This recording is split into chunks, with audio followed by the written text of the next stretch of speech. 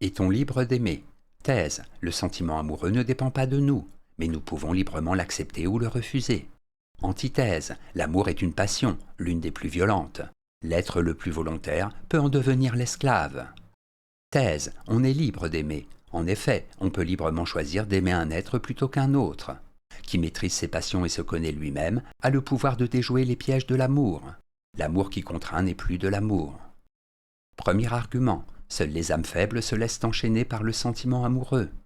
Si l'on ne décide pas d'aimer, on demeure cependant entièrement libre de donner ou non une suite favorable au sentiment que l'on éprouve. Ainsi que le pense Descartes, les passions, y compris la passion amoureuse, sont toutes bonnes dès lors que l'on sait s'en rendre maître. Seul celui qui n'a pas assez de volonté perd sa liberté devant l'amour. Deuxième argument. Même au sujet de l'amour, connaissance et liberté vont de pair. Le poète Ovide, dans son art d'aimer, apprend aux femmes et aux hommes comment tirer le meilleur parti des choses de l'amour sans en payer le lourd et désagréable tribut.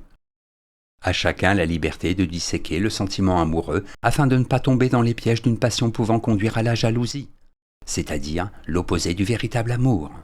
Troisième argument, l'amour rend libre. Aimer, c'est aimer l'autre pour ce qu'il est. Cet amour-là donne la force d'être libre. Comme l'écrit René Char dans un poème intitulé Mathilde, « Je veux être pour vous la liberté et le vent de la vie qui passe le seuil de toujours avant que de la nuit ne devienne introuvable. » On est libre d'aimer et la personne qui est aimée éprouve le puissant sentiment d'être libre d'exister.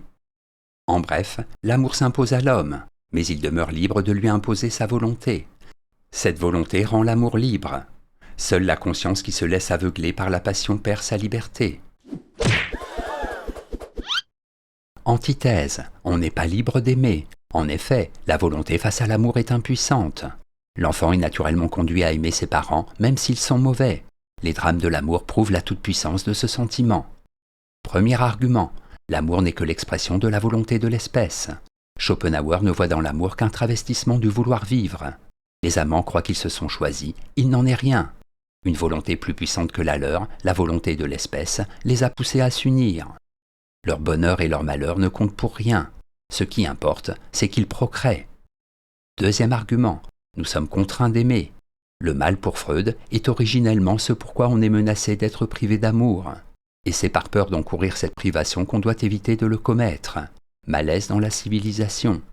C'est bien cette crainte de la perte d'amour qui conduit l'enfant à obéir à ses parents.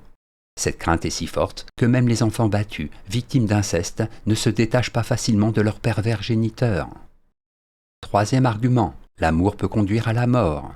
Qu'il s'agisse de l'amant qui tue son rival, de celui qui se suicide parce que son aimé l'a quitté, ou bien encore de ses amoureux se donnant la mort pour parachever leur union, dans tous ces cas, l'amour est bien une passion qui est paradoxalement plus forte que la vie.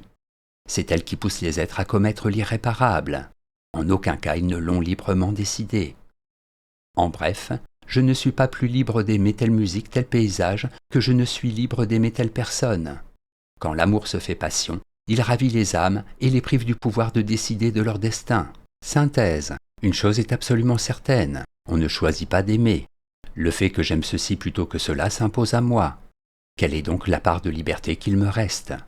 La réponse est simple. En tant qu'être de conscience, je peux librement et volontairement décider de continuer d'aimer ou de renoncer à aimer, même s'il m'en coûte. Le romantisme a fait de l'amour une fatalité dont l'issue est à la fois grandiose et tragique.